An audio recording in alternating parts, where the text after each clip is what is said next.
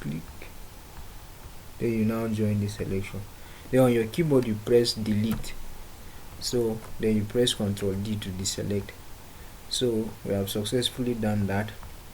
So the next thing we are going to do is first pick this tool, the rectangular marquee tool. Then you make a selection here. Okay. Alright. Then you can adjust it. Then you come to this P here. Then you right click. Then you rasterize.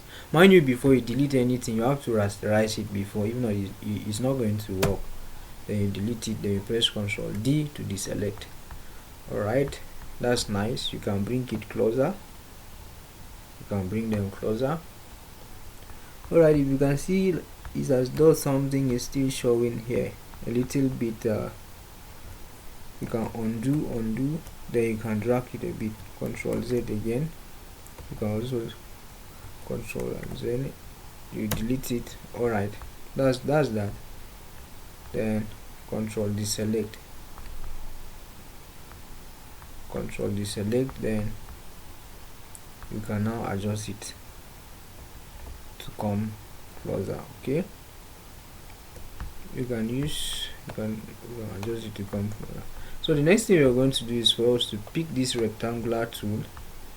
Then you draw a rectangle. Make sure it's exactly, you draw a rectangle fitting to this particular. Alright, you can drag it, then you adjust it to suit the purpose of your design. Okay, you can now manually adjust it. Alright, then you can come here and change the color of the rectangle. You can change the color of the rectangle to something more better. Alright, first of all you click on the rectangle here, then you come to this place, you remove it, you just make this one to be black here. Then you can come here and change the color here to something like this so that our work would be visible. Okay, then you can manually adjust it here.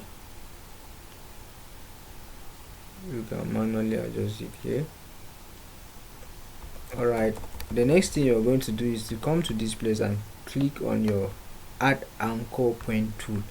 So we're going to add an anchor point. Then you now click here, you add an anchor point. Now click here, you add an anchor point. Then you can manually drag down. Okay, so each tool is very important in Photoshop. Then you can manually drag it down again.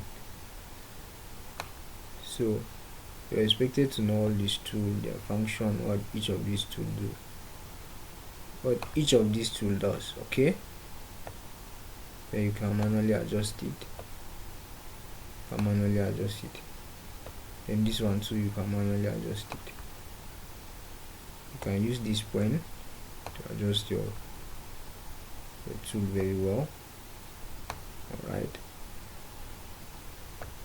it does ensure you have a better and a good selection. Okay, you can now adjust it so you have a better selection.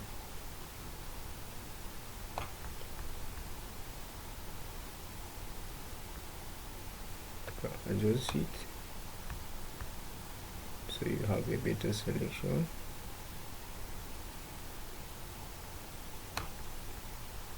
Adjust it so you have a better selection.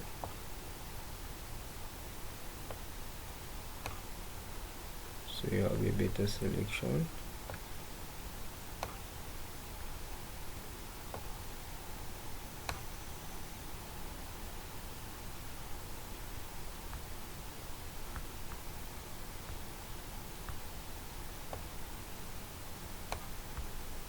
You manually adjust it so you have a better selection.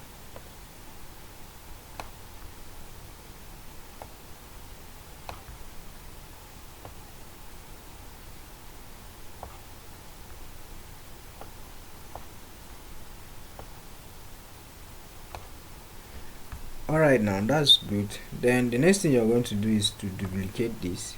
So you press Ctrl Z, you right click, then you convert to smart object first before you now duplicate it. If you duplicate, then you can off one of the visibility.